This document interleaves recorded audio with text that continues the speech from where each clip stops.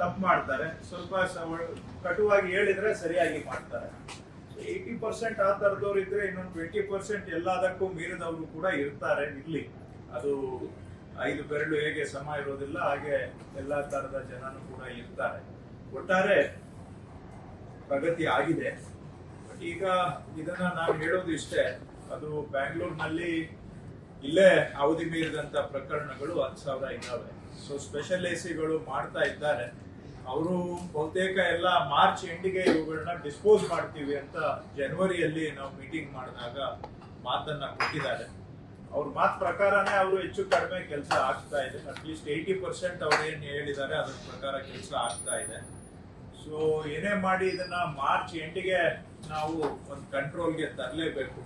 ಹೊಸ ವರ್ಷ ಆರಂಭ ಆಗುವಾಗ ಈ ರೀತಿ ಪೆಂಡೆನ್ಸಿ ನಾವು 6 ಮಂತ್ಸ್ಗಿಂತ ಹೆಚ್ಚಿದ್ದು ಪೆಂಡೆನ್ಸಿ ಇರಬಾರ್ದು. ಸೊ ನಾನು ಬೇರೆ ಜ್ಯೂರಿಸ್ಡಿಕ್ಷನ್ ಕೂಡ ಇದ್ದಾರೆ, ರೆಗ್ಯುಲರ್ ಆಗಿ ರಿವ್ಯೂ ಮಾಡದೇ ಇರೋ ಕಡೆನೂ ಕೂಡ 6 ತಿಂಗಳಿಗಿಂತ ಮೀರಿದಂತವ್ರು ಇದ್ದಾರೆ. ಸೊ ಪ್ರಕರಣಗಳಿದಾವೆ. ಅವ್ರಿಗೆಲ್ಲ ನಾನು ಮನವಿ ಮಾಡೋದು, ನೀವು ಅಟ್ ಎನಿ ಕಾಸ್ಟ್ ಮಾರ್ಚ್ ಎಂಡಿಗೆ ಮೋರ್ ದೆನ್ 6 ಮಂತ್ಸ್ ಯಾವ್ದು ಇರಬಾರ್ದು. ಇದು ತಮ್ಮೆಲ್ಲರಿಗೂ ಕೂಡ ಜವಾಬ್ದಾರಿ.